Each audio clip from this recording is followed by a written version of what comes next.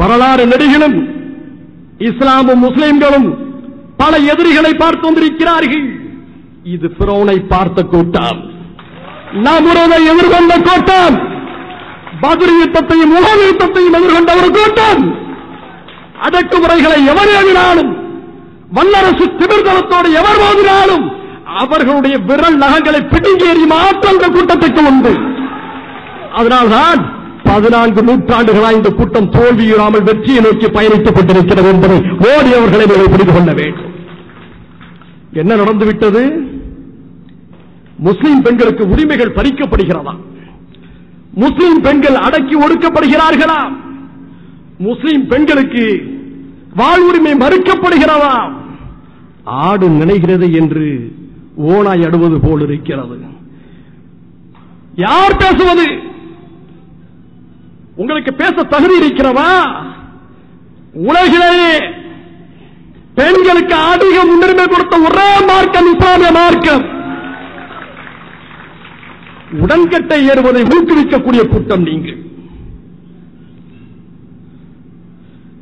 கணவன் இறந்து விட்டால் மனைவியை சிதையிலே தள்ளி தீ வைத்து எரித்த மகிழ்ந்த கூட்டம் நீங்கள்.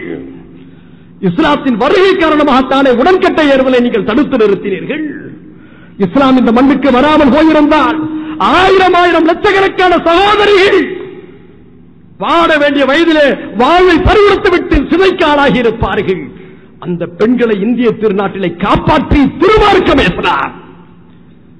அண்ணலம் பெருமானார் நபிகள் நாயகம் ஸல்லல்லாஹு அலைஹி வஸல்லம் அவர்கள் சொன்னார்கள், தாயின் காலடியிலே சுவர்க்கம் இருக்கிறது என்று சொன்னார்கள். இப்படி சொன்ன ஒரு தலைவரை பார்க்க முடியுமா? தாயின் காலடியிலே சொர்க்கம் இருக்கிறது. இதனுடைய அர்த்தம் என்ன? தாய்மைக்கு பணியுங்கள். 9 மாதம் கருவிலே தூக்கி சுமந்த அந்த தாயை மதியுங்கள். நீங்கள் கருவிலே வளர்கின்ற பொழுது நீ வளர வளர அந்த தாய் எவ்வளவு உடல் உபாதைகளை தாங்கிக் கொண்டிருந்திருப்பாள். வலது பக்கம் திரும்பி படுத்தால் வலிக்கும், இடது பக்கம் திரும்பி படுத்தால் வலிக்கும். 9 மாதம் நிறைவுற்ற தருணத்திலே பிரசவ வழியிலே உயிர் போகுமா போகாதா என்று பதட்டத்திலே அவள் வாழ்ந்து கொண்டிருப்பாள். நீ பிரசவிக்கிறாயே, அந்த தாயுடைய வயிற்றிலிருந்து நீ பிரசவிக்கிறாயே, 9 மாதங்கள் நீ குடியிருந்தாயே, அந்த தாய்க்கு நீ பணிவிடை செய்வதன் மூலமாகத்தான் நீ சொர்க்கத்திலே நுழைய முடியும் என்ற அர்த்தத்தை நபிகளாய் ஸல்லல்லாஹு அலைஹி வஸல்லம் அவர்கள் சொன்னார்கள். உலகம் முழுக்க பெண்கள் அவமானப்படுத்தப்பட்டார்கள். வரலாறு நடிகர்கள் பெண்கள் வஞ்சிக்கப்பட்டார்கள். பெண் சிசுக்குலைகள் பெருமையாகவும் ஆணாதிக்கத்தின் கௌரவமாகவும் இருந்தது. இஸ்லாம் வந்த பிறகுதான் அண்ணலம் பெருமானார் ஸல்லல்லாஹு அலைஹி வஸல்லம் அவர்கள் உலக மக்களுக்கு வேண்டுகோள் விடுத்தார்கள். பெண் குழந்தைகளை கொல்லாதீர்கள் என்று சொன்னார்கள். பெண் குழந்தைகளை கொல்லாதீர்கள் என்று 14 நூற்றாண்டுகளுக்கு முன்னால் பிரகடனம் வெளியிட்ட ஒரு தலைவர், ஒரே புரட்சி தலைவர் நபிகளாயம் ஸல்லல்லாஹு அலைஹி வஸல்லம் அவர்கள். ஒரு முறை அவருடைய நண்பர் ஒருவர் கேட்கிறார், யாருக்கு அதிக முன்னுரிமை கொடுப்பது என்று. தாய்க்கு என்று சொல்கிறார்கள். அடுத்தது யாருக்கு என்று சொல்கிறார்கள். மறுபடியும் தாய்க்கு என்று சொல்கிறார்கள். அடுத்தது யாருக்கு என்று சொல்கிறார்கள். மறுபடியும் தாய்க்கு என்று சொல்கிறார்கள். அடுத்தது யாருக்கு என்று சொல்கின்ற போது 4வதாகத்தான் தந்தைக்கு என்று சொன்னார்கள் பெருமானார் புரட்சி தலைவர் ஸல்லல்லாஹு அலைஹி வஸல்லம் அவர்கள். தாய்மைக்கும் பெண்களுக்கும் மரியாதை கொடுத்த ஒரு தலைவர். இன்றும் சரி, தமிழ்நாட்டில் மேற்கு வங்கத்தில் இருந்தால் இந்தியாவிலே பெண்களுக்கு சொத்துரிமை இருக்கிறது. திராவிட முன்னேற்ற கழகம் தமிழ்நாட்டில் அந்த வாய்ப்பு வழங்கியது. மேற்கு வங்கத்திலே கம்யூனிஸ்டுகள் வழங்கினார்கள். ஆனால் 14 நூற்றாண்டுகளுக்கு முன்பாகவே பெண்களுக்கு சொத்துரிமை வழங்கிய ஒரே மார்க்கம் இஸ்லாம். பெண்களை போக பொருளாக அது பாவிப்பதில்லை, கண்ணியத்திற்குரிய ஒன்றாக மதிக்கிறது. அதனால்தான் அங்கங்களை பார்த்து உணர்ச்சி வசப்படும் ஆணாதிக்க பார்வைகளுக்கு மத்தியிலே உங்களுடைய அங்கங்களை பாதுகாத்துக் கொள்ளுங்கள், கண்ணியமாக புர்காவை அணிந்து கொள்ளுங்கள் என்று சொல்லி தங்கத்தை பாதுகாப்பது போல் பெண்களை பாதுகாத்து மதிக்கக்கூடிய ஒரே மார்க்கம் இஸ்லாம். அந்த மார்க்கத்தை பின்பற்றக்கூடிய நாங்கள் எங்கள் வீட்டு பெண்களை மிதிப்போமா? மதிக்காமல் நடப்போமா? டாக்டர் கேவிஎஸ் அவர்கள் சொன்னார்கள், எங்காவது ஒரு தவறு நடந்திருக்கும், அது தனி மனித தவறு, ஒரு சமூகத்தின் தவறு அல்ல. இந்தியாவிலே முஸ்லிம்கள் அரசியலிலே பங்கேற்கிறார்கள், வேலைவாய்ப்புகளுக்கு செல்கிறார்கள், பொதுத்துறை பணிகளில் ஈடுபடுகிறார்கள், பத்திரிகையாளர்களாக இருக்கிறார்கள், பொது களங்களிலே தங்களுடைய விருப்பங்களை வெளியிடுகிறார்கள். எங்காவது தடை உண்டா? ஆனால் ஒரு மாய தோற்றத்தை உருவாக்கிக் கொண்டிருக்கிறீர்களே, அந்த மாய தோற்றத்தை உடைக்கும் கடமை எங்களுக்கு இருக்கிறது. மோடி அவர்களே, நீங்கள் பெண்களை பற்றி பேசலாமா? சாத்தான் வேதம் ஓதலாமா? குஜராத்திலே நீங்கள் முதலமைச்சராக இருந்த பொழுது திட்டமிட்டு அரச பயங்கரவாதத்தை நிகழ்த்தி 3000 முஸ்லிம்களை படுகொலை செய்தீர்களே, அந்த படுகொலையில நூற்றுக்கணக்கான சகோதரிகளை மடக்கம் அல்லவா? எங்கள் சகோதரிகளுடைய வயிற்றை கிழித்து, 8 மாத கர்ப்பிணிப்பினுடைய வயிற்றை கிழித்து, சிசுவை உருவி தரையில போட்டு அடித்து ஜெய் ஸ்ரீராம் என்று முழங்குவதை ஆதரித்தீர்களே, பாதுகாத்தீர்களே. நீங்கள் பெண்களை பற்றி பேசலாமா? 13 வயது சகோதரி, வயதுக்கு வந்து சில மாதங்கள் சூலாயுதத்தை கொண்டு நெருப்பால் படுத்து காய்க்கப்பட்ட சூலாயுதத்தை கொண்டு மர்ம உறுப்பை சொருகி முஸ்லிம் பெண் என்ற காரணத்திற்காக கொலை செய்த பாவிகளுக்கு தலைவராக செயல்பட்ட நரேந்திர மோடி அவர்களே, நீங்கள் பெண்களை பற்றி பேசலாமா? பெண்களின் பாதுகாப்பை பற்றி பேசலாமா? வெட்கம் இல்லையா? இன்னும் கேட்கவா? உன் மனைவி யசோதாவுக்கு வாழ்வு கொடுக்காமல், விவாகரத்தும் செய்யாமல், வாழ்வுரியை மறுத்து குஜராத்துடைய இருண்ட பகுதியில் வைத்திருக்கிறீர்களே மோடி அவர்களே, உங்களை போன்ற எந்த பெண்ணையும் இந்தியாவில் இருக்கக்கூடிய எந்த முஸ்லீமும் வைத்திருக்கவில்லை. எங்கள் மனைவிகளுக்குள்ள மரியாதையை நாங்கள் தருகிறோம், எங்கள் சகோதரிக்குள்ள உரிமைகளை நாங்கள் தருகின்றோம், எங்கள் பெண்மணிகளுக்கான கண்ணியத்தை நாங்கள் போற்றி பாதுகாக்கின்றோம். ஆனால் பெண்களே, இந்தியாவில் இருக்கக்கூடிய 22 கோடி முஸ்லிம்களும் இருண்ட உலகில் இருப்பது போன்ற மாய தோட்டத்தை உருவாக்கதை நாங்கள் அனுமதிக்க முடியாது. பொது சிவில் சட்டம் என்று சொல்கிறீர்கள். ஒன்றை தெளிவுபடுத்த வேண்டிய கடமை இந்த முஸ்லிம் சமுதாயத்துக்கு இருக்கிறது. எப்படி RSS கட்டமைத்திருக்கிறது என்று சொன்னால்,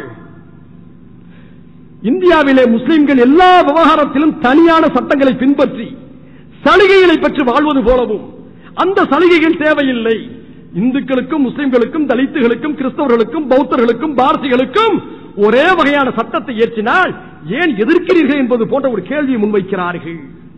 இதை பொது சமூகத்துக்கு தெளிவுபடுத்த வேண்டிய மாபெரும் கடமை இருக்கிறது. அறிவாசான் பாபா சாஹேப் அம்பேத்கர் தொலைநோக்கோடு ஒவ்வொரு சமூகத்துடைய உரிமைகளை மதித்து இயற்றிய அந்த சட்டத்தை நாங்கள் மதிக்கக்கூடிய ஒரு சமூகமாக இருந்து கொண்டிருக்கின்றோம். ஒவ்வொரு மதத்துக்கும் சிவில் சட்டங்கள் உண்டு. மொத்தம் 300 சிவில் சட்டங்கள் உண்டு. அதில கிறிஸ்தவர்களுக்கு 4 சட்டங்கள் மட்டும்தான், முஸ்லிம்களுக்கு 4 சட்டங்கள் மட்டும்தான். என்ன 4 சட்டங்கள்? திருமணத்தை பள்ளிவாசல்களில் நடத்திக் கொள்வது அல்லது மண்டபங்களிலே வீடுகளில் நடத்திக் கொள்வது ஒன்று. இரண்டாவது, விவாகரத்துகளை ஜமாத்துகளை வைத்து பள்ளிவாசல்களில் நடத்திக் கொள்வது. 3, சொத்துக்களை பகிர்ந்து கொள்வது. 4, வக்பு சொத்துக்களை நிர்வகிப்பதற்கான தனிச்சட்டம். இந்த 4 சட்டங்களில் மட்டும்தான் முஸ்லிம்கள் தனிச்சட்டத்தை பின்பற்றிக் கொண்டிருக்கிறார்கள். மற்ற எல்லா சட்டங்களும் அண்ணன் திருமாவளவன் எதை பின்பற்றுகிறாரோ அதைதான் இந்தியாவில் இருக்கக்கூடிய எல்லா முஸ்லிம்களும் பின்பற்றுகிறார்கள். இந்தியாவுடைய ஜனாதிபதி பிரணாப் முகர்ஜி எந்த சட்டத்தை பின்பற்றுகிறார்களோ அதே சட்டத்தில் தான் மற்ற சட்டங்களையும் முஸ்லிம்கள் பின்பற்றுகிறார்கள். 4 சட்டங்களை நாங்கள் பின்பற்றுவதிலே உங்களுக்கு எங்கே வலிக்கிறது? நாங்கள் திருமணம் செய்து கொண்டால் நரேந்திர மோடிக்கு ஏன் உறுத்துகிறது? சிந்திக்க வேண்டாமா? ஒவ்வொரு மதத்துடைய உரிமைகளும் மதிக்கப்பட வேண்டும். சிங்கப்பூரில் இந்துக்களுக்கு தனிச்சட்டம் உண்டு, மலேசியாவில் உண்டு, இலங்கையில உண்டு. என்ன காரணம்? அவரொரு மதத்துடைய சலுகைகள், உரிமைகள், கலாச்சாரங்கள், பண்பாடுகள் மதிக்கப்பட வேண்டும். அதே போலதான் முஸ்லிம்களுக்கு அவர்கள் சிறுபான்மையாக வாழக்கூடிய இலங்கையில உண்டு, தாய்லாந்தில உண்டு, சிங்கப்பூரில் உண்டு. அவர்கள் உலகம் முழுக்க சிறுபான்மையாக வாழக்கூடிய பல பெரும்பான்மை நாடுகளிலே இந்த சட்டங்கள் மதிக்கப்படுகிறது. அதனுடைய நோக்கம் உலகம் முழுக்க பன்மைத்தன்மை காப்பாற்றப்பட வேண்டும், பல்லின மக்களுடைய உரிமைகள் மதிக்கப்பட வேண்டும். இதற்காகத்தான் உலகம் முழுக்க இத்தகைய பார்வைகள் இருக்கிறது. ஏன் இந்துக்களுக்கு தனிச்சட்டம் இல்லையா? அண்ணன் தாவூத் மியா கான் அவர்களும் பெருமதிப்புக்குரிய டாக்டர் கேவிஸ் அவர்களும் தெளிவாக விவரித்தார்கள். முஸ்லிம்களுக்கு இன்கம் டாக்ஸில் எல்லோருக்கும் இருப்பது போன்ற சட்டங்கள் பொருந்துகிறது. ஆனால் இந்து சமூகத்தில் அவர்கள் கூட்டு குடும்பம் என்று சொன்னால் அவர்களுக்கு வருமானத்தில் வரி விலக்கு அளிக்கிறது சட்டம். இது அவர்களுடைய உரிமை. அதே போன்று கோவாவில் இருக்கக்கூடிய இந்துக்களுக்கு தனி திருமண சட்டம் இருக்கிறது. இந்து பழங்குடியினருக்கு வடகிழக்கு மாநிலத்தில் தனி சட்டங்கள் இருக்கிறது. மணிப்பூரில் இருக்கக்கூடிய கிறிஸ்தவர்களுக்கு தனி சட்டம் இருக்கிறது. ஒவ்வொருவருக்கும் ஓரிடமான சட்டங்கள் மதிக்கப்படுகிறது. இதிலே RSSக்கு இங்கே வலிக்கிறது, பிஜேபிக்கு இங்கே வலிக்கிறது. இதைத்தான் நாங்கள் கேட்கிறோம். நாடாளுமன்றத்துக்கு அண்ணன் திருமா அவர்கள், நாடாளுமன்றத்தில் நீங்கள் 5 ஆண்டுகளும் பணியாற்றினீர்கள். யாராவது நாடாளுமன்றத்துக்கு நுழைந்தால் 6 அடுக்கு பாதுகாப்பை தாண்டிதான் உள்ளே வர முடியும். எந்த எழுதுகோலை கூட உள்ளே எடுத்து செல்ல முடியாது. ஆனால் இந்தியாவுடைய அரசியல் சாசன சட்டத்தில் சீக்கியர்கள் குருவாளோடு நாடாளுமன்றத்துக்கு உள்ளே செல்ல முடியும், நாட்டின் எந்த பகுதிகளுக்கும் செல்ல முடியும். இது அரசியல் சாசன சட்டம் அவர்களுக்கு வழங்கி இருக்கக்கூடிய ஒரு உரிமை. உத்தரப்பிரதேசத்தில் கும்பமேளா நடக்கிறது. என் அருமை இந்து சமுதாய மக்களை நாங்கள் எந்த நிலையிலும் காயப்படுத்த மாட்டோம். காரணம், லக்கும் தீனுக்கும் வலிய தீன் என்ற கொள்கையை பின்பற்றி வரக்கூடிய ஒரு கூட்டம். உங்கள் மார்க்கம் உங்களுக்கு, எங்கள் மார்க்கம் எங்களுக்கு, ஒருவரை ஒருவர் மதிப்போம் என்ற குர்ஆனுடைய வழியில் நடக்கக்கூடிய ஒரு கூட்டம். ஆனால் விளக்கத்துக்காக சொல்கிறேன், உத்தரப்பிரதேசத்தில் 12 ஆண்டுகளுக்கு ஒரு முறை கும்பமேளா நடக்கிறது. அங்கே நிர்வாணமாக அகோரி சாமியார்கள் திரிந்து கொண்டிருக்கிறார்களே, அவர்களை எந்த தனி சட்டத்தின் கீழும் நீங்கள் தண்டிக்க முடியாது. அவர்களுக்கு சட்டம் தனி பாதுகாப்பை அளிக்கிறது.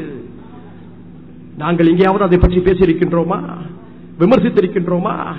பாரதிய ஜனதா கட்சி ஆட்சி செய்யக்கூடிய ஹரியானாவில் ஒரு ஜைன சாமியார் நிர்வாணமாக சென்று உரையாற்றுகிறார். அந்த அவையில் இருக்கக்கூடிய 5 பெண் உறுப்பினர்கள் தலைகவிழ்ந்து அதை கேட்டுக் கொண்டிருக்கக்கூடிய ஒரு சூழல் இந்தியாவில் இருக்கிறது. அத்தகைய ஒரு ஆண் நிர்வாணமாக வருகின்ற போது ஒரு பெண்ணுடைய உரிமை அங்கே பறிக்கப்படுகிறது, கண்ணியம் சீர்குலைக்கப்படுகிறது. ஆனால் முஸ்லிம்கள் பின்பற்றக்கூடிய 4 தனிச்சட்டங்களிலே எந்த இந்துவுடைய மனம் பாதிக்கப்படுகிறது, எந்த இந்துவுடைய உரிமை பறிக்கப்படுகிறது? அதைத்தான் நாங்கள் சொல்கிறோம். அவரவருக்கும் கொள்கைகள் உண்டு, கலாச்சாரங்கள் உண்டு, பன்மைத்தன்மை மதிக்கப்பட வேண்டும் என்பதற்காகத்தான் அறிவாசார் அம்பேத்கர் அவர்கள் ஒவ்வொரு மதத்துடைய உரிமைகளை வலியுறுத்தும் வகையிலே சட்டத்தை கொண்டு வந்தார்கள். இன்று நீங்கள் அதை கைவைப்போம் என்று சொல்கிறீர்கள். எங்களுக்கு தெரியும், ஷாபானு வழக்கிலே உங்களால் உங்களுடைய சதி செயல்கள் வென்றதா? அலிகர் பல்கலைக்கழக விஷயத்திலே உங்களுடைய சதி செயல்கள் வென்றதா? இல்லை.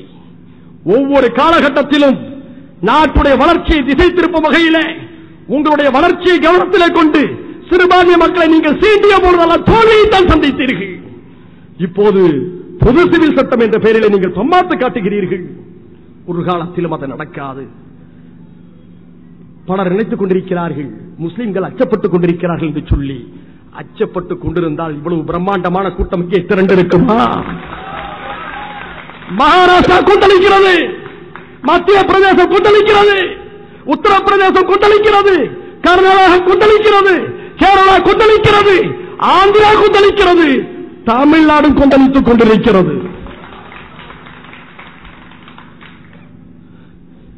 இப்போது முஸ்லிம்களை சீண்டுகிறார்கள், அடுத்து தலித்துகளை கை வைப்பார்கள். அவர்களுக்கு ஏற்கனவே அச்சுறுத்திக் கொண்டிருக்கிறது தீண்டாமை ஒழிப்பு சட்டம். இதை கை வைத்த பிறகு அந்த PCR ஆக்டின் மீது கை வைப்பார்கள். அது ஏதோ ஒரு ஊன்றுகோல் அந்த மக்களுக்கு கிடைத்திருக்கிறது. அது ஒன்றும் பெரிய கேடயம் அல்ல, எனக்கு தெரியும். அந்த ஊன்றுகோலை பறிக்க முயல்வார்கள். அடுத்து என்ன சொல்வார்கள்? தந்தை பெரியார் அவர்களும், பேரறிஞர் அண்ணா அவர்களும், கண்ணியத்திற்குரிய காகிதமில்லத்தவர்களும், கர்ம வீரர் காமராஜர் அவர்களும், தோடர் ஜீவா போன்ற கம்யூனிஸ்டுகளும், தாத்தா இரட்டைமலை சீனிவாசன் போன்ற சிந்தனையாளர்களும் நமக்கு பெற்று தந்த இடஒதுக்கீட்டை பறிக்க முயற்சி செய்வார்கள். அடுத்து என்ன நடக்கும்? ஒரே நாடு, ஒரே மக்கள், ஒரே சட்டம் என்று சொல்லிவிட்டு ஒரே மொழி என்று சொல்லி இந்தியை திணித்து சமஸ்கிருதத்தை அதற்கு பின்னாலே அணிவகுக்க செய்து தங்களுடைய நீண்டகால நாக்பூர் சதி திட்டத்தை அமல்படுத்த முயல்வார்கள். எந்த நோக்கத்துக்காக மொழிவாரி மாநிலம் உருவாக்கப்பட்டதோ அந்த நோக்கம் சிதறடிக்கப்படும். இந்தி எதிர்ப்பு போரிலே தங்கள் இன்னுயிரை தியாகம் செய்த நூற்றுக்கணக்கான தமிழ் போராளிகளுடைய சமாதிகளின் மீது இந்திய ஆதிக்க கொடிகட்டி பறக்கும். தமிழ் மலையாளம், கன்னடம், ஒரியம், தெலுங்கு, வங்கம் உள்ளிட்ட பிராந்திய மொழிகள் பாதிக்கப்படும். ஒன்று ஒன்றாக RSS சதி திட்டங்கள் அமல்படுத்தப்படும்.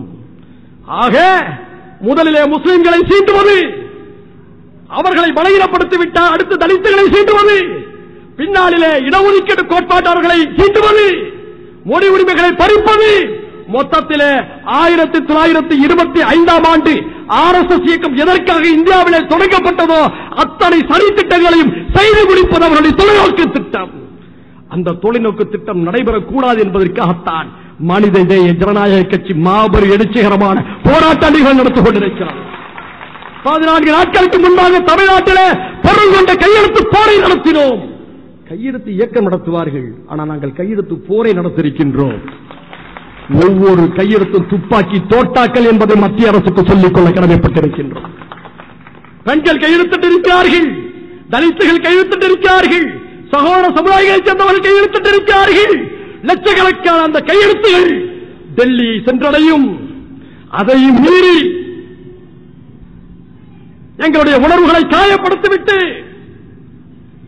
மோடி அரசு பொது சிவில் சட்டத்தை கொண்டு வருவோம் என்று முடிவெடுத்து விட்டால் இந்தியாவுடைய வீதிகளை யாராலும் கட்டுப்படுத்த முடியாது என்பதை தெளிவாக பிரகடனம் செய்து கொள்கிறோம்.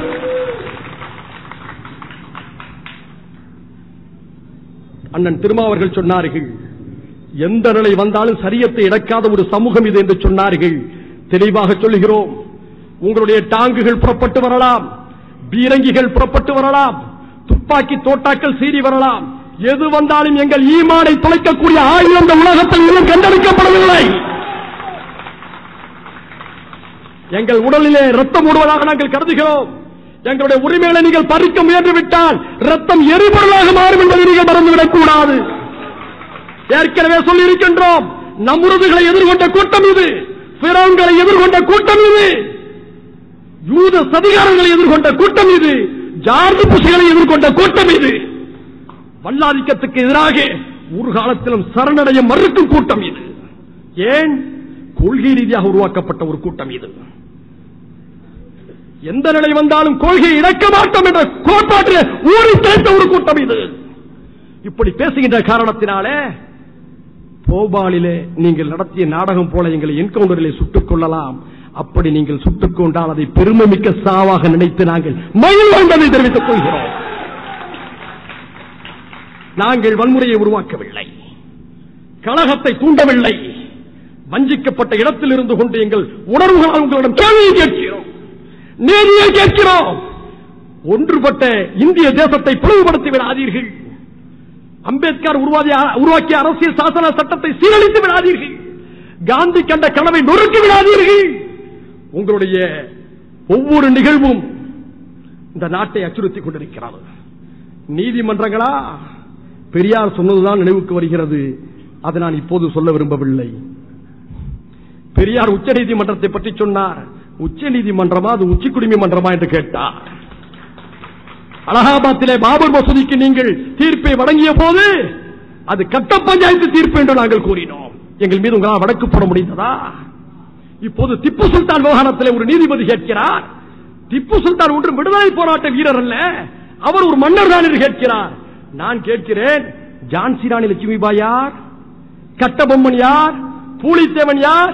மருதநாயகம் யார்? தீரன் சின்னமலை யார்? அவர்கள் அத்தனை பேரும் சத்தியமாட்டு சொல்கிறோம் விடுதலை போராட்ட வீரர்கள் என்று நாங்கள் சொல்கிறோம். அதே விடுதலை போராட்ட வீரருடைய பட்டியலில் தான் மாவீரன் Tipu Sultan இடம்பெறுகிறார். The dead line is better than living dog. பல நாள் பதுங்கி வாழும் நாயை விட நிமிடத்தில் போரிட்டு மறியும் சிங்கம் மேலாளர் என்று ஆங்கிலேயர்களை பார்த்து கர்ஜித்தவன் திப்பு சுல்தான். அந்த திப்பு சுல்தான் நீங்கள் கொச்சைப்படுத்துகிறீர்களா? நினைவிருக்கிறதா?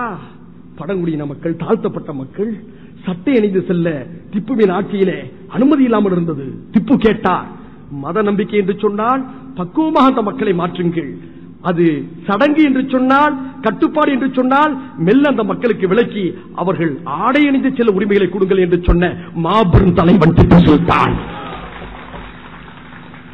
இன்று சுற்றுச்சூழலை நேரம் 10:15 காவல்துறை வழக்கு போடாது. காரணம், இது நம்முடைய ஆட்சி என்பது அவர்களுக்கு தெரியும்.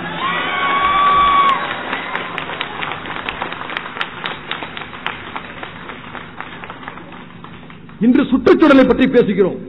கூடங்குளம் அணு உலை இந்த உலகத்துக்கு ஆபத்து என்று சொல்கிறோம். சுற்றுச்சூழலை பற்றியும் அது குறித்த அபாயங்களை குறித்தும் இந்தியாவிலே முதலாக கவலைப்பட்ட ஒரே மாமன்னன் திப்பு சுல்தான். எப்படி தெரியுமா? திப்புடைய அரண்மனை காவிரி ஆற்று கரையில் இருந்தது. அவர் உருவிய வாளோடு நடைபயணம் செய்வது வழக்கம். திடீரென்று ஒரு அதிகாலை சுபு தொழுகைக்கு பின்னாலே தொழுதுவிட்டு அவர் நடைபயணம் செய்கிறார். காவிரி ஆற்றிலே மீன்கள் செத்து மிதந்தது. திப்புக்கு அதிர்ச்சி. ஏன் மீன்கள் செத்து மிதக்கின்றன? உடனே சொல்கிறார்கள், நீங்கள் காவிரி ஆற்று கரையிலே ரசாயன ஆயுதங்களை தயாரிக்கக்கூடிய தொழிற்சாலை இருந்தது. அந்த தொழிற்சாலையுடைய கழிவுகள் காவிரி ஆற்றிலே கலந்ததால் அங்கே மீன்கள் செத்து மிதந்தன என்று சொன்னவுடன் திப்பு சுல்தான் சொன்னார், சுற்றுச்சூழல் தான் முக்கியம் என்று சொல்லி அந்த ஆயுத தொழிற்சாலை ஆற்றுக்களை இருந்து அப்புறப்படுத்திய மாபெரும் தலைவன் திப்பு சுல்தான். இன்று அணு உலை வெடித்தால் நமக்கென்ன, எவன் செத்தால் நமக்கென்ன என்று கருதக்கூடிய இந்திய அரசு போல் திப்பு சுல்தான் சிந்திக்கவில்லை. மக்களை சிந்தித்தான், மானுடத்தை மதித்தான், பல்லுயிர் உரிமைகளை ஏற்றுக்கொண்டான். அது மட்டுமா, இன்று மரங்களை நடுங்கள் என்று சொல்கிறார்கள், சுற்றுச்சூழலை காப்போம் என்று சொல்கிறார்கள். திப்புவின் ஆட்சியில யாராவது தவறு செய்தால் அவர்களுக்கு என்ன தெரியுமா தண்டனை? படம் தரக்கூடிய நிழல் தரக்கூடிய மரங்களை அவருடைய உயரத்துக்கு அவர் 5 ஆண்டுகளுக்குள்ளே வளர்க்க வேண்டும் என்று சுற்றுச்சூழலுக்கு உத்தரவிட்ட மாமன்னன் திப்பு சுல்தான். இன்று நாம் சிந்திப்பதை அன்று செயல்படுத்தியவன் திப்பு சுல்தான். அது மட்டுமா, திப்பு சுல்தான் கிறிஸ்தவர்களை கொன்றார், இந்துக்களை கொன்றார் என்று சொல்கிறார்கள். போர் என்று வருகின்ற போது எதிரே இருப்பவன் அப்துல் ரஹ்மானா அருணாச்சலமா என்று பார்க்க முடியாது, எதிரி என்றுதான் பார்க்க முடியும். அப்படித்தான் திப்பு சுல்தான் போரை அடங்கினார். அவர் எதிர்த்தது யாரை? ஆற்காடு நவாபை எதிர்த்தார், ஹைதராபாத் நிஜாமை எதிர்த்தார். ஹைதராபாத் நிஜாம் யார்? ஐயங்காரா? ஆற்காடு நவாபு யார்? ஐயரா? அவர்களும் முஸ்லிம்கள் தான். ஆனால் அவன் பார்வையிலே ஆங்கிலேயனா இந்த மண்ணின் மைந்தனா என்ற அடிப்படையில் தான் போராட்டங்கள் நடைபெற்றது. அவரை நீங்கள் கொச்சைப்படுத்துகிறீர்களா? அவருடைய தளபதிகள் தாழ்த்தப்பட்ட மக்கள், அவருடைய தளபதிகள் பழங்குடியின மக்கள். தீரன் சின்னமலை என்ற அந்த கவுண்டர் சமுதாயத்தை தலைவனுக்கு ஆயுத உதவி செய்தவன் திப்பு சுல்தான். இன்று தென் மாவட்டங்களில் தேவர் சமுதாய மக்கள் முஸ்லிம்களை மாமா என்று அழைப்பார்கள். அதுக்கு என்ன தெரியுமா காரணம்? தேவர் சமுதாய மக்கள் மிகவும் மதிக்கக்கூடிய வேலு நாச்சியாருக்கு ஆயுத உதவி செய்து படைகளை அடிப்ப உதவி செய்தவன் திப்பு சுல்தான். வேலு நாச்சியார் என்ன தெரியுமா செய்தார்? ஹைதர் அலியை பார்த்து நீங்கள் என்னுடைய சகோதரன் என்று சொன்னார். அந்த அடிப்படையில் தான் மாமா உறவு வந்தது. வரலாறு தெரியாத சில முட்டாள்கள் நீதிமன்றத்தில் இருக்கின்ற காரணத்தினால் தான் தப்பு தப்பான தீர்ப்புகள் வழங்கப்பட்டுக் கொண்டிருக்கின்றன. நாங்கள் சொல்கிறோம், ஒண்டி வீரனை மதிக்கிறோம், வீரன் சுந்தரலிங்கத்தை மதிக்கின்றோம், பூலித்தேவனை மதிக்கின்றோம், மருதநாயகத்தை மதிக்கின்றோம், கட்டபொம்மனை மதிக்கின்றோம், செக்கெடுத்த செம்மல் வஉசியை மதிக்கின்றோம், திருப்பூர் குமரனை மதிக்கின்றோம், காந்தியடிகளை மதிக்கின்றோம், நேதாஜியை மதிக்கின்றோம், அபுல் கலாம் ஆசாத்தை மதிக்கின்றோம். அதே போன்றுதான் திப்பு சுல்தானை விடுதலை போராட்ட வீரனாக நாங்கள் மதிக்கின்றோம். அவன் கண்டனர்களே. ஆனால் ஒன்றை புரிந்து கொள்ள வேண்டும், வரலாற்றை புரட்டி பார்க்கின்ற பொழுது காவிரி யாரும் மைசூரில் ஓடுகிறது. தமிழர்களுக்கு எந்த அநீதியும் செய்யாத மாபெரும் தலைவன் திப்பு சுல்தான். காவிரியின் உரிமை அவன் தடுக்கவில்லை. ஆனால் அவனுக்கு முன்னால் ஆண்டவர்கள் காவிரியை தடுத்தார்கள். அதனால்தான் ராஜராஜ சோழன் தென் மாவட்ட மக்களை திரட்டிக் கொண்டு படை திரட்டி கண்டனர்களை வீழ்த்தி காவிரியிலே தடுக்க அணைகளை தடுத்து உடைத்து விட்டு வந்தான். அப்படிப்பட்ட பறந்துபட்ட ஒரு தேசியவாதி. இன்று இந்தியாவுடைய வெளியுறவுத்துறை கொள்கை தப்பு தப்பாக வகுக்கப்பட்டுக் கொண்டிருக்கிறது. அதனால்தான் ஈழத்திலே தமிழர்கள் கொத்து கொத்தாக செத்துமடிந்தார்கள். ஆனால் அந்த நேரத்திலே நெப்போலியன் ஐரோப்பாவை நடுங்க வைத்துக் கொண்டிருக்கிறார். நெப்போலியன் என்று சொன்னாலே லண்டன் வீதிகள் நடுங்கக்கூடிய அளவுக்கு இருந்தது. பிரான்சை மையமாக வைத்து மாபெரும் சாம்ராஜ்யத்தை கட்டமைத்துக் கொண்டிருந்தான். திப்பு சிந்திக்கிறார், இந்தியாவை ஆண்ட மன்னர்களிலேயே அரண்மனையிலே நூலகத்தை வைத்திருந்த ஒரே மன்னன் திப்பு சுல்தான். திப்பு சுல்தான் யோசிக்கிறார், ஆங்கிலேய பேராதிக்கத்தை ஐரோப்பாவிலே நடுநிலைக்கு வைத்துக் கொண்டிருப்பவன் நெப்போலியன். உடனடியாக மக்காவின் வழியே, மக்காவுக்கு ஹாஜிகள் வந்து சேர்வார்கள், ஐரோப்பாவில் இருந்து வருவார்கள், இந்தியாவில் இருந்து வருவார்கள். இந்தியாவிலிருந்து சென்ற ஹாஜிகளின் கையிலே ஒரு கடிதத்தை கொடுத்து ஐரோப்பாவில் இருந்து வருவார்கள், அவர்களிடம் இந்த கடிதத்தை கொடுத்து இந்த கடிதம் நெப்போலியனுக்கு போய் சேர வேண்டும் என்று ராஜதந்திரத்தோடு திட்டமிடுகிறார். அந்த கடிதத்திலே திப்பு சுல்தானுடைய வார்த்தைகள் வரலாற்று மதிப்பு மிக்கவை. உங்களுக்கு எதிரி ஆங்கிலேயன், எங்கள் நாட்டுக்கும் எதிரி ஆங்கிலேயன். நீங்கள் ஐரோப்பாவிலே ஆங்கிலேயருக்கு போராடி கொண்டிருக்கிறீர்கள். நாங்கள் இந்தியாவிலே ஆங்கிலேயர்களுக்கு போராடி கொண்டிருக்கிறோம்.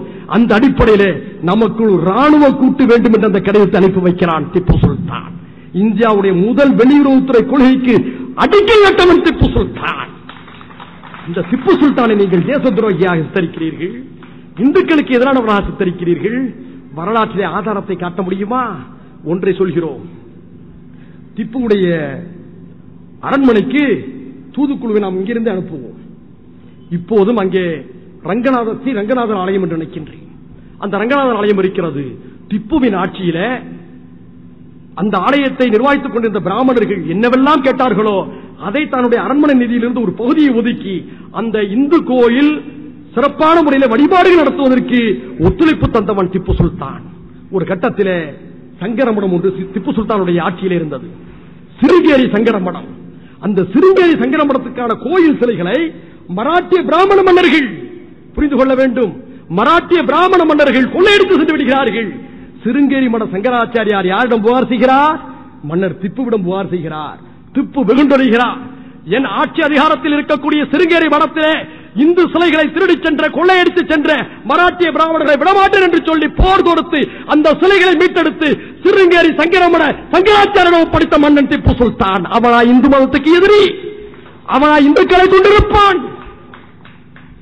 வரலாறு முழுவதும் பொய்களை சுமந்து கொண்டு அலையக்கூடிய ஒரு கூட்டம், வந்தேரி கூட்டம், கட்டுக்கதைகளை பரப்பி இந்துக்களையும் முஸ்லிம்களையும் பலவாட நினைக்கிறது. அதனுடைய தொடர்ச்சியாகத்தான் நீதிமன்றத்திலே நீதிபதிகளே ஒரு சார்பாக பேசக்கூடிய நிலை வந்து கொண்டிருக்கிறது. மாற்றங்கள் வேண்டும், மாற்றங்கள் வேண்டும் என்று சொன்னால் நம்மிடையே பல முன்னேற்றங்களும் வேண்டும். தெரிந்தோ தெரியாமலோ நரேந்திர மோடி களத்தை உருவாக்கி தந்து விட்டார். அந்த களம் சூடாக இருந்து கொண்டிருக்கிறது, சுதை குறையாமல் இருந்து கொண்டிருக்கிறது. எப்போது நீங்கள் ஆணையிடுவீர்கள்? எப்பொழுது நாங்கள் களத்துக்கு வர வேண்டும்? ஆணையிட்டு விட்டால் வன்முறையாக அல்ல, ஜனநாயக ரீதியாக அரசியல் சாசன சட்டம் வழங்கி இருக்கக்கூடிய உரிமைகளின் அடிப்படையில் ஆணையாய் படை நாட்டி இந்த மக்கள் புறப்படுவார்கள். நாங்கள் மட்டும்தான் புறப்படுவோமா? இந்த நாட்டில் இருக்கக்கூடிய 98% மதச்சார்பற்ற சமூக நீதி பேசும் மக்களை திரட்டிக் கொண்டு நாங்கள் போதுவோம். நாங்கள் பன்மைத்தன்மையோடு வாழ விரும்புகின்றோம். இந்துக்களும் தலித்துகளும் எங்களுடைய தொப்புள் கொடி உறவுகள். உங்களுடைய பிரித்தாளும் சூழ்ச்சிக்கு நாங்கள் பலியாக மாட்டோம். நாங்கள் நடத்தக்கூடிய ஒவ்வொரு ஜனநாயக யுத்தத்துக்கும் இந்துக்களையும் தலித்துகளையும் அண்ணன் தம்பிகளை அரவணைத்து நாங்கள் கைகோர்த்து களத்துக்கு அடைத்து வருவோம். ஏனென்று சொன்னால் நரேந்திர மோடி அவர்களே, இந்த நாட்டை ஆள்வதற்கான ஒரு வாய்ப்பை உங்களுக்கு மக்கள் தந்திருக்கிறார்கள். நீங்கள் ஒன்றும் 51% மக்களுடைய ஆதரவை பெற்று பிரதமராகவில்லை. கடந்த நாடாளுமன்ற தேர்தலில் 31% மக்கள் தான் உங்களுக்கு வாக்களித்திருக்கிறார்கள். 69% இந்தியர்கள் உங்களுக்கு எதிராக வாக்களித்திருக்கிறார்கள். அதனால்தான் நாங்கள் சொல்கின்றோம். தந்தி தொலைக்காட்சி பேட்டியில் நான் தெளிவாக சொன்னேன், நாங்கள் வந்தேரிகள் அல்ல, கைபர் போலன் கணவாய் வழியாக வந்த வந்தேரிகள் நாங்கள் அல்ல. சிந்து சமவெளியை ஆண்ட கூட்டம் நாங்கள். மொஹஞ்சதாரோ ஹராப்பா நாகரிகத்துக்கு சொந்தக்காரர்கள் நாங்கள். இந்த மண்ணின் பூர்வகுடிகள் நாங்கள். இங்கு இருக்கக்கூடிய தண்ணீரை குடித்து வளர்ப்பவர்கள், இந்த மண்ணில் விளையக்கூடிய உணவுப் பொருள்களை உண்டு மகிழ்ந்தவர்கள், இறந்தாலும் இந்த மண்ணோடு மக்கி இந்த மண்ணுக்காக விருந்திருக்கக்கூடிய கூட்டத்தைச் சேர்ந்தவர்கள் நாங்கள். ஒரு காலத்திலும் உங்களுடைய சூழ்ச்சிகளை கண்டு பதற்றமாகி மத கலவரங்களை ஈடுபடக்கூடிய அப்பாவிகளாக விழிப்புணர்வோட்ட மக்களாக நாங்கள் இருக்க மாட்டோம். நாங்கள் எங்களுடைய மூதாதையர்கள் தலித்துகளாக இருக்கலாம், பிராமணர்களாக இருக்கலாம், நாயுடுவாக இருக்கலாம், கவுண்டராக இருக்கலாம், வன்னியராக இருக்கலாம், தேவராக இருக்கலாம், யாராவும் இருக்கலாம். உங்களுடைய வர்ணாசிரம கோட்பாடுகள் பிடிக்காத காரணத்தினால் இஸ்லாத்தின் மீது காதல் கொண்டு சமத்துவத்தை நோக்கி பயணித்த கூட்டம் நாங்கள். எங்களுடைய மூதாதையர்கள் யார் என்று சொன்னால் இந்து சமுதாய மக்கள். எனவேதான் நீங்கள் போடக்கூடிய ஒவ்வொரு முள்ளையும் அந்த இந்து சமுதாய மக்கள், தலித் சமுதாய மக்களுடைய துணையோடு நாங்கள் அகற்றி மலர்வனத்தை நாங்கள் உருவாக்குவோம். இந்தியா என்பது பல்வேறு பூக்களை கொண்ட கதம்ப மாலை. அதை குரங்கு கையில ஒப்படைக்க நாங்கள் அனுமதிக்க மாட்டோம். பாபர் மசூதி இடிக்கப்பட்ட நேரம் அயோத்தி மாநகரம் பற்றி எரிகிறது. வெளியூரிலிருந்து வருகை தந்த கரசேவர்கள் என்ற பெயரிலே பயங்கரவாதிகள் அந்த பள்ளிவாசலை இடித்து நொறுக்குகிறார்கள். 450 ஆண்டுகால வரலாற்று சின்னம் புழுதியாக அங்கே கலைந்து இந்தியாவுடைய ஜனநாயகத்தின் மீது படிந்த ஒரு கொடூரமான தினம். அந்த நேரத்தில் உத்தரப்பிரதேசத்தில் அயோத்தியில் இருக்கக்கூடிய 5000க்கும் மேற்பட்ட அந்த மண்ணின் மைந்தர்கள் முஸ்லிம்கள் பதற்றமடைகிறார்கள். பதற்றமடைந்து அருகிலே முஸ்லிம்கள் நிறைந்து வாழக்கூடிய ஃபைசாபாத் என்ற நகரத்தை நோக்கி ஓடுவதற்கு, உயிர் பாதுகாப்பதற்காக எத்தனைக்கிறார்கள். அந்த நேரத்தில் ஒரு கூட்டம் அயோத்தியில் இருக்கக்கூடிய 5000 முஸ்லிம்களையும் சுற்றி வளைக்கிறது. எங்கே போகிறீர்கள்? நாங்கள் உயிரை பாதுகாத்துக் கொள்வதற்காக ஃபைசாபாத்துக்கு போக போகிறோம். நீங்கள் போகக்கூடாது, உங்களோடு நாங்கள் இருக்கிறோம் என்று சொல்லி 5000 அயோத்தி முஸ்லிம்களையும் காத்தவர்கள் அயோத்தியில் இருக்கக்கூடிய இந்துக்கள் என்பதை மறந்துவிடக் கூடாது. அதனால் தான் சொல்கிறோம், நரேந்திர மோடி அவர்களே, RSS அமைப்பை சேர்ந்தவர்களே, பாரதிய ஜனதா கட்சியை சேர்ந்தவர்களே, ஒரு காலத்தில் உங்களுடைய மதவெறி இந்த நாட்டில் வெற்றி பெறாது, வெற்றி பெற விடவும் மாட்டோம். நாங்கள் எந்த நிலை வந்தாலும் சமூக நல்லிணக்கம் கெட்டு விடுவதற்கு நாங்கள் அனுமதிக்க மாட்டோம். தாயாய் பிள்ளையாய் அன்றாடம் யார் முகத்தில் நாங்கள் விழிக்கிறோமோ அந்த மக்களையும் அரவணைத்துக் கொண்டு டெல்லிக்கு தேவைப்பட்டால் படை திரட்டி பொது சிவில் சட்டத்துக்கு எதிராக போராடி சரிய சட்டத்தை காப்பாற்றுவதற்கான ஜனநாயக வழியிலான அறப்போராட்டத்தை துணிச்சலோடு நடத்துவோம் என்று கூறி கடைசியாக ஒன்றை சொல்லிக்கொண்டு என்னுடைய உரையை நிறைவுபடுத்த விரும்புகின்றேன். எங்களை நீங்கள் துண்டு துண்டாக வெட்டி எறிந்தாலும் சரி, ஒவ்வொரு சதை துண்டும் சரியத் சட்டம் ஜிந்தாபாத் ஜிந்தாபாத் ஜிந்தாபாத் தான் எல்லாம் முழங்கும் என்று கூறி வாய்ப்புக்கு நன்றி கூறி விடைபெறுகிறேன். நன்றி. அடுத்ததாக மாநில துணை செயலாளர் அனீஸ் அவர்கள் நன்றியுரை நிகழ்த்துவார்கள். நன்றியுரைக்கு பிறகு கலைந்து செல்லுமாறு கேட்டுக்கொள்கிறோம். மனிதநேய ஜனநாயக கட்சியின் அழைப்பை ஏற்று இப்பெருந்திரளான பொதுக்கூட்டத்திற்கு வருகை தந்திருக்கக்கூடிய அனைத்து தோழர்களுக்கும், மரியாதைக்குரிய அண்ணன் தொல் திருமாவளவன் அவர்களுக்கும், சட்டமன்ற உறுப்பினர் தமீமுன் அன்சாரி அவர்களுக்கும், பொருளாளர் SS ஹாரூன் ரஷீத் அவர்களுக்கும், மாநில அவைத் தலைவர் மௌலவி சம்ஸ்ரீ நாசர் உமரி அவர்களுக்கும், மாநில செயலாளர் தைமியா அவர்களுக்கும், டாக்டர் KVS ஹபீப் முகமது அவர்களுக்கும், தாவூத் மியா கான் மற்றும் சஜீத்தின் பாக்கி அவர்களுக்கும், மாநில செயலாளர் சாதிக் பாஷா அவர்களுக்கும் மற்றும் வடசென்னை, தென் சென்னை மற்றும் காஞ்சி, வடக்கு, மத்திய சென்னை உள்ளிட்ட மாவட்ட நிர்வாகிகளுக்கும், மிக சிறந்த முறையிலே பாதுகாப்பை ஏற்படுத்தி கொடுத்த காவல்துறை ஒளி அமைத்து கொடுத்த தோழர்களுக்கும் நெஞ்சார்ந்த நன்றியை மனிதநேய ஜனநாயக கட்சியின் சார்பிலே தெரிவித்துக் கொள்வதே பெருமகிழ்ச்சி அடைகின்றோம்.